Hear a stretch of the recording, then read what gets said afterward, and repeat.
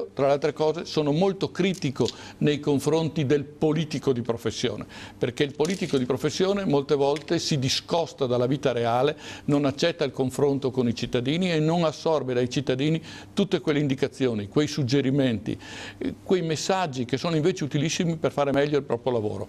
E se lei mi conosce sa che invece io mi confronto tutti i giorni e molto volentieri con i cittadini. Ma non, diciamolo pure a tutti. Non è un appuntamentificio. Non rifiuto mai il contatto con chiunque. Chiunque mi può chiamare in studio quando io ci sono. In genere ci sono il lunedì e il venerdì, perché martedì, mercoledì e giovedì sono a Roma, e rispondo a tutti senza nessun problema e volentieri. Certo. Ma non solo, ma ho pubblicato anche nel mio sito politico i risultati ottenuti per il mio territorio, cioè per il bellunese. Chiunque li può andare a vedere. Vede per esempio nell'ultima legislatura tutto quello che ho fatto e che può riguardare la mia terra, i risultati ottenuti, i soldi portati al territorio, le risposte date, naturalmente non quelle di carattere privato perché quelle non le metto evidentemente in pubblico.